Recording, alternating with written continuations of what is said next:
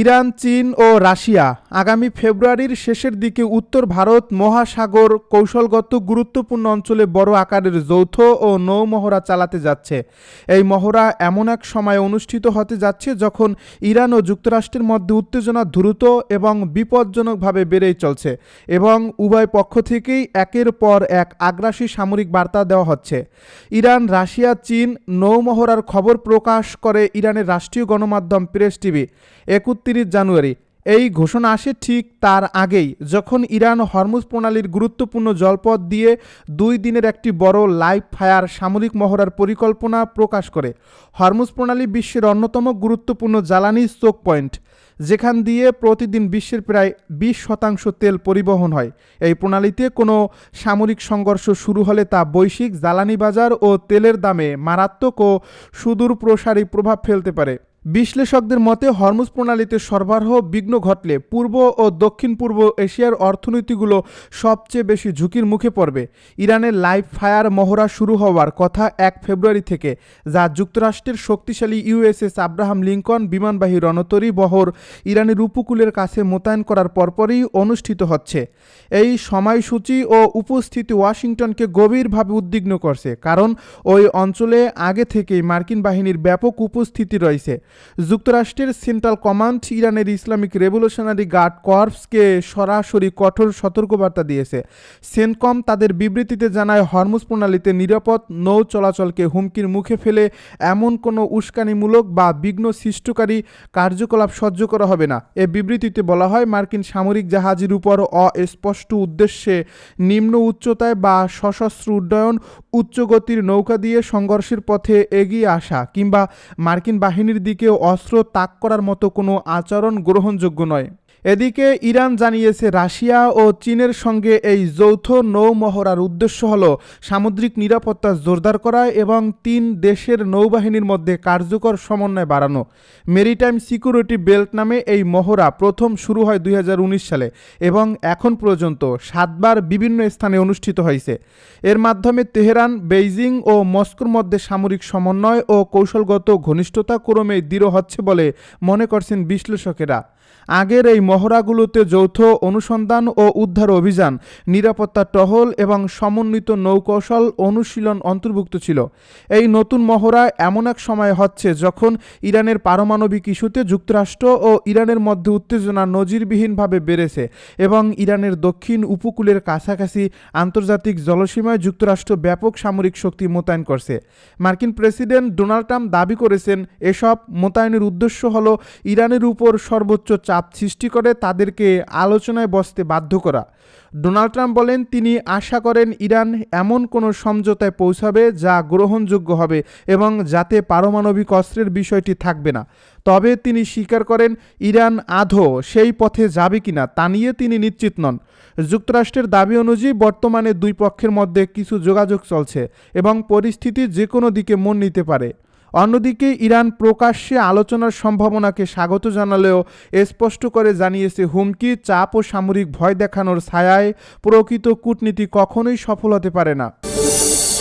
Moscow থেকে কড়া সতর্ক বার্তা এসেছে, কারণ ওয়াশিংটন ও তেহরানের মধ্যে উত্তেজনা ক্রমেই বাড়ছে। রাশিয়ার এক শীর্ষ আইন প্রণেতা সতর্ক করে বলেছেন, ইরানের উপর যুক্তরাষ্ট্রের যে কোনো হামলা বিশ্বকে আরও বড় এক যুদ্ধে ঠেলে দিতে পারে।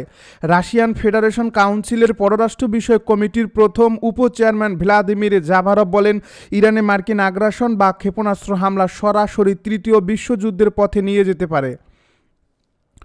মস্কোতে বক্তব্য রাখতে গিয়ে তিনি জানান, রাশিয়া আশা করে যুক্তরাষ্ট্র সামরিক পদক্ষেপ নেবে না, কারণ এর পরিণতি শুধু ইরানেই সীমাবদ্ধ থাকবে না। জাভারভ সতর্ক করেন, ইরান যদি পাল্টা জবাব দেয় তাহলে আশপাশের বহু দেশ এতে জড়িয়ে পড়তে পারে, আর তার মতে এমন সংঘাতে গোটা অঞ্চল ক্ষতিগ্রস্ত হবে। তিনি আরও বলেন, ইসরায়েল ও বেশ কয়েকটি আরব দেশও ইরানের বিরুদ্ধে সামরিক অভিযানের বিরোধিতা করছে। তিনি উল্লেখ করেন, ইরান আগেই হুমকি দিয়েছে, যদি তাদের উপর হামলা হয় তবে তারা হরমুজ প্রণালী বন্ধ করে দেবে। এতে বৈশ্বিক তেল বাণিজ্য কার্যত থেমে যেতে পারে, যা বিশ্ব অর্থনীতির জন্য মারাত্মক হুমকি হবে। জাভারভ একে এমন এক সংকট বলে বর্ণনা করেন যা প্রায় নিয়ন্ত্রণের বাইরে চলে যেতে পারে। তিনি আরও বলেন, আমাদের সরকার ও রাজনৈতিক বিশেষজ্ঞরা ইরান পরিস্থিতির দিকে গভীরভাবে নজর রাখছেন।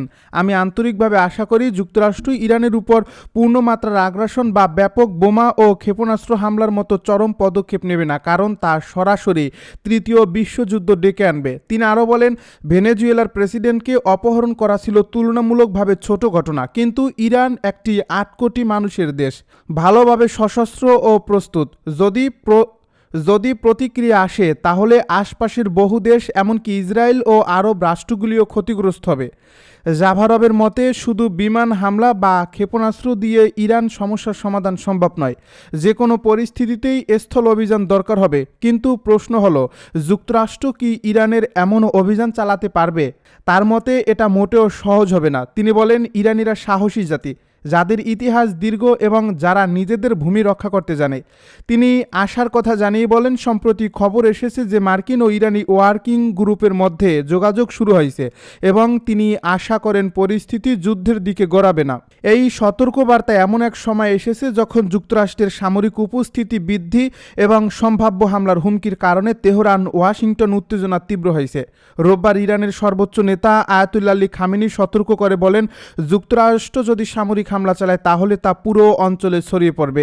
মার্কিন প্রেসিডেন্ট ডোনাল্ড ট্রাম্প জবাবে বলেন, ইরান যদি পারমাণবিক চুক্তিতে না আসে তাহলে খামেনির হুমকি সত্যি কিনা তা যুক্তরাষ্ট্র বুঝতে পারবে। এদিকে ইরানের পররাষ্ট্রমন্ত্রী আব্বাস আরাকচি পুনর্ব্যক্ত করেন যে ইরানের ক্ষেপণাস্ত্র ও প্রতিরক্ষা সক্ষমতা আলোচনার বিষয় নয়, তবে তিনি বলেন ইরান কূটনীতির জন্য উন্মুক্ত যদি তাদের আইনগত অধিকার ও নিরাপত্তা সম্মান করা হয়। এদিকে ইরান থেকেও কড়া হুঁশিয়ারি এসেছে। এক শীর্ষ ইরানি সামরিক কমান্ডার বলেছেন, ইরানের নিরাপত্তা বিপন্ন হলে মধ্যপ্রাচ্যে আর কেউ নিরাপদে থাকবে না। কাটামাল আনবিয়া সদর দপ্তরের উপকমান্ডার কুমার হায়দারি বলেন, ইরান কখনোই এমন পরিস্থিতি মেনে নেবে না যেখানে ইরান অনিরাপদ থাকবে আর অন্যরা নিরাপদে থাকবে।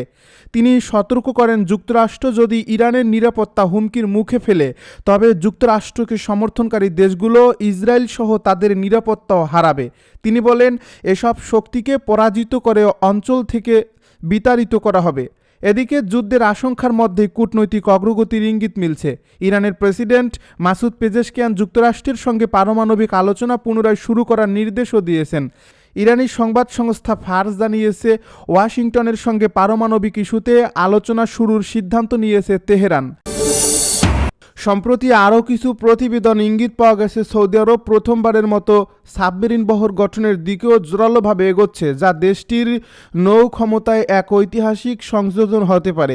KF-21 যুদ্ধ বিমান নিয়ে চলমান আলোচনার অংশ হিসেবে সৌদি বিমান বাহিনীর প্রধান কোরিয়া অ্যারোস্পেস ইন্ডাস্ট্রিজ পরিদর্শন করেন, যা দুই দেশের মধ্যে প্রতিরক্ষা সহযোগিতা আরও গভীর হওয়ার ইঙ্গিত দেয়।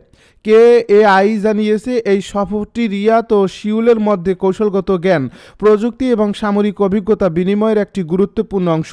সৌদি প্রতিনিধি দলকে KF-21 বোমারু যুদ্ধ বিমানের নকশা, অ্যাভিনিক্স ব্যবস্থা এবং ভবিষ্যৎ আপগ্রেড সম্ভাবনা সম্পর্কে বিস্তারিত উপস্থাপনা দেওয়া হয়। আন্তর্জাতিক অঙ্গনে ব্যাপক আলোচনার জন্ম দেওয়া একটি ছবিতে দেখা যায় সৌদি বিমান বাহিনীর প্রধান KF-21 যুদ্ধ বিমানের ককপিটে বসে আছেন, যেখানে সৌদি আরবের পতাকা শোভা পাচ্ছে। এদিকে আকাশ প্রতিরক্ষার পাশাপাশি সামুদ্রিক নিরাপত্তা জোরদার করতে সৌদি আরব ডিজেল ইলেকট্রিক সাবমেরিন সংগ্রহের দিকেও এগোচ্ছে। এর লক্ষ্যেই ইতালির বিখ্যাত জাহাজ নির্মাতা প্রতিষ্ঠান ফিনকাইস্তেরির সঙ্গে উন্নত পর্যায়ের আলোচনা চলছে বলে প্রতিরক্ষা বিশ্লেষকদের দাবি। ডিফেন্স সিকিউরিটি এশিয়া 28 জানুয়ারির এক প্রতিবেদনে জানায়, সৌদি আরব সম্ভাব্যভাবে শক্তিশালী টর্নাডো ক্লাস সাবমেরিন কেনার পরিকল্পনা করছে। এই পরিস্থিতির মধ্যেই আঞ্চলিক উত্তেজনা আরও বেড়ে যায় যখন খবর আসে যুক্তরাষ্ট্র ইরান সংক্রান্ত সামরিক কৌশল আরও উপসাগরীয় মিত্রদের সঙ্গে ভাগাভাগি করবে না। 31 জানুয়ারি ফক্স নিউজকে দেওয়া এক সাক্ষাৎকারে সাবেক প্রেসিডেন্টকে ডোনাল্ড ট্রাম্প এই মন্তব্য করেন, যা কূটনৈতিক মহলে ব্যাপক আলোড়ন তোলে। একই সঙ্গে তিনি ইরানকে সরাসরি চ্যালেঞ্জ জানান। আয়াতুল্লাহর সাম্প্রতিক হুমকির পর ইরান যেন যুক্তরাষ্ট্রের আরব মিত্রদের উপর আক্রমণ চালিয়ে দেখায়। ডোনাল্ড ট্রাম্প আরও বলেন, ইরানকে অবশ্যই আলোচনার টেবিলে ফিরতে হবে এবং শান্তিপূর্ণভাবে তাদের পারমাণবিক কর্মসূচির অবসান ঘটাতে হবে, নতুবা পরিস্থিতি ভয়াবহ যুদ্ধের দিকে গড়াতে পারে বলেও তিনি হুঁশিয়ারি দেন। ইরান যুক্তরাষ্ট্র দ্বন্দ্বের মূল বিষয় কি? এই সংঘাত কেন 4 দশকেরও বেশি সময় ধরে চলছে? এই বিষয়ে ইরানের সর্বোচ্চ নেতা বলেন, তার মতে সমস্যার সার কথা মাত্র 2 শব্দে বলা যায়। যুক্তরাষ্ট্র শক্তি প্রয়োগ করে ইরানকে দখল করতে চায়, আর ইরানের জনগণ ও ইসলামী প্রজাতন্ত্র সেই প্রচেষ্টা রুখে দিচ্ছে। তিনি বলেন, বহু বছর ধরে আমেরিকা ইরানের রাজনীতি, তেল, নিরাপত্তা ও আন্তর্জাতিক সম্পর্কের উপর প্রভাব বিস্তার করেছিল।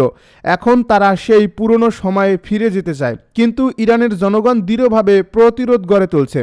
তিনি আরও বলেন, যুক্তরাষ্ট্র যখন যুদ্ধের হুমকি দেয়, যুদ্ধজাহাজ ও যুদ্ধবিমান পাঠানোর কথা বলে, তা নতুন কিছু নয়। অতীতেও তারা বহুবার সব বিকল্প খোলা আছে বলে হুমকি দিয়েছে।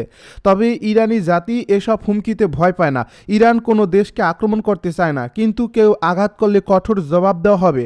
যুক্তরাষ্ট্র যদি যুদ্ধ শুরু করে তবে সেটি কেবল দ্বিপক্ষীয় থাকবে না, পুরো অঞ্চল জুড়ে ছড়িয়ে পড়বে বলেও তিনি সতর্ক করেন। এই উত্তেজনার জেরে যুক্তরাষ্ট্র মধ্যপ্রাচ্যে ব্যাপক সামরিক শক্তি মোতায়েন করছে। কয়েকটি যুদ্ধজাহাজ, যুদ্ধবিমান এবং উন্নত ক্ষেপণাস্ত্র প্রতিরক্ষা ব্যবস্থা গুরুত্বপূর্ণ অঞ্চলে পাঠানো হয়েছে। একটি শক্তিশালী পারমাণবিক শক্তিচালিত বিমানবাহী রণতরী যুক্তরাষ্ট্রের সেন্টকম অঞ্চলে মোতায়েন করা হয়েছে, যা আরব সাগরের কৌশলগতভাবে গুরুত্বপূর্ণ জলসীমায় শক্তি প্রদর্শনের বড় বার্তা দিচ্ছে।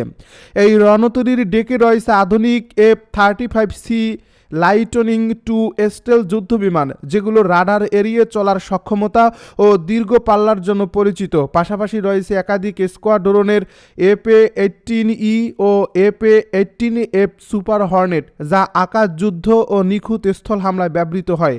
এর সঙ্গে যুক্ত আছে EA-18G গ্রোলার ইলেকট্রনিক যুদ্ধবিমান, যা শত্রুর রাডার জ্যাম করে আকাশ প্রতিরক্ষা ব্যবস্থা অকার্যকর করতে সক্ষম।